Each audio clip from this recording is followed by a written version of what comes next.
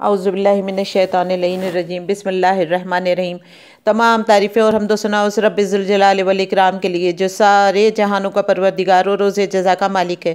میرے تمام سننے والوں کو السلام علیکم ورحمۃ اللہ وبرکاتہ۔ آج کا میرا موضوع قرآن کی آیت سورہ عرفات کی آیت نمبر 176 ہے۔ اس آیت میں انسان کے لیے بہت زیادہ لمحہ فکریہ ہے کہ جب وہ اپنی خواہشات نفسانی کی پیروی کرتا ہے تو وہ کس حد تک گر جاتا ہے کہ کہیں وہ عمر ابن سعد بن جاتا ہے جس کو پتہ ہے اور خود وہ فتویٰ دیتا ہے کہ حسین کا قتل حرام ہے، مگر رے کی حکومت کے لالچ میں وہ یہ کام کرتا ہے، اور کہیں پہ بلعم باعور کا کردار سامنے آتا ہے جو بظاہر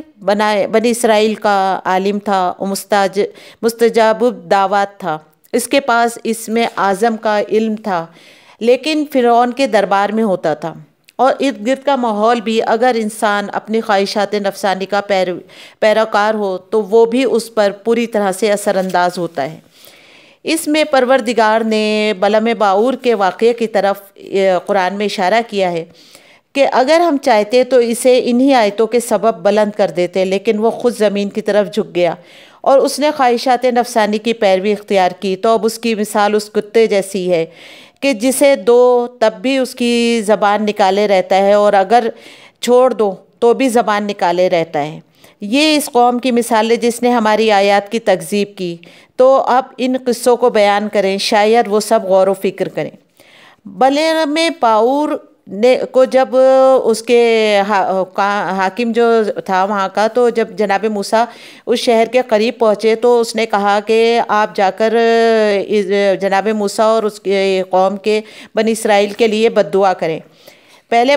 بلعم باعور نے منع کیا، لیکن پھر بعد میں کیونکہ اس کے اندر تو پوری طرح سے خواہشات نفسانی کا پیرا تھا، تو اس کی بیوی نے بھی اسے بہت زیادہ ہیلے بہانوں سے کہا کہ تم یہ کام کرو، اور وہ تیار ہو گیا۔ جب وہ اپنے گدھے پر سوار ہوا تو گدھے نے چلنے سے انکار کر دیا اور ایک قدم بھی آگے نہ بڑھا۔ گدھے کو اس نے بہت مارا، لیکن گدھا عزر خدا سے بولا کہ اے بلعم، تمہارے اوپر افسوس ہے، تم کہاں جا رہے ہو؟ کیا تمہیں معلوم نہیں کہ آگے بڑھنے سے فرشتے مجھے روک رہے ہیں؟ لیکن اس کے باوجود بلعم باعور اپنے ارادے سے نہ ہٹا اور اس نے گدھے کو چھوڑ کر پہاڑ پر چل گیا، اور وہاں پر اس نے اسم اعظم کو زبان پر لانا چاہا، لیکن وہ اسم اعظم بھول گیا اور اس نے اپنی ہی قوم کے لیے بد دعا کی اور بنی اسرائیل کے لیے دعا کی۔ جب اس سے پوچھا گیا تو اس نے کہا اللہ میرے ارادے پر غالب آ گیا تھا اور میری زبان لڑکھڑانے لگی تھی۔ اب اسے پتہ چل گیا تھا کہ ہر چیز اس کے ہاتھ سے جا چکی ہے۔ اس نے سوچا کہ اس نے حکام کو کہا کہ عورتوں کو اس طرح سے سجاؤ بناؤ اور ان کو خرید و فروخت کا کچھ سامان دے کے بنی اسرائیل کے پاس بھیج دو۔ اگر لشکر کا کوئی ایک سپاہی بھی اپنے گناہ کا مرتکب ہوگا تو ہم اپنے ارادے میں کامیاب ہو جائیں گے۔ ان لوگوں نے اسی طرح سے کیا، اور قبیلہ شمون کا سردار زمری بن شلم نے ایک عورت کے ساتھ گناہ کا مرتکب ہو گیا۔ اس طرح سے جب یہ گناہ ہوا تو طاعون کی وبا نے بنی اسرائیل کو لپیٹ میں لے لیا اور بہت سارے لوگ موت کے خطرے سے دوچار ہو گئے۔ اس دوران میں حضرت موسیٰ کے بھائی کا پوتا جو تھا وہ آ گیا، وہ بہت دلیر تھا، اور اس نے زمری بن شلم کے پاس گیا اور اس کو قتل کر دیا۔ اس کے قتل ہوتے ہی طاعون کا مرض ختم ہو گیا،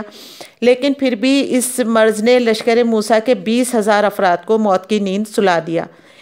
اس سے ہمیں ایک پوری طرح سے ایک سبق ملتا ہے کہ اگر بے عفتی، انحرام، جنسی رواج پا جائے تو اس کا نتیجہ یہی ہے، اور اس سے جو یہ شیطان صفت لوگ ہوتے ہیں وہ ظاہر خواہشات نفسانی کی اتنے زیادہ پیروکار ہوتے ہیں کہ وہ شکست کھا جاتے ہیں۔ اس سے ہمیں بہت زیادہ، اگر ہم اپنی جگہ سیکھیں تو ہمیں بہت زیادہ نصیحت ملتی ہے کہ پروردگار کے حضور ہمیں ہر لمحے اپنے نفس کو قابو میں رکھنے کی دعا کرنا چاہیے، اور ہر وقت پروردگار سے اسی دعا کے ساتھ کہ پروردگار ہم کو اپنے حفظ و مان میں رکھے اور کبھی بھی ہمیں اپنے نفس کے حوالے نہ کرے۔ میرے یہ تمام سننے والوں کے لیے یہ ایک بہت اچھی قرآنی قصہ ہے، اگر آپ کو اچھا لگے تو اس کو شیئر کریں۔ والسلام علیکم ورحمۃ اللہ وبرکاتہ۔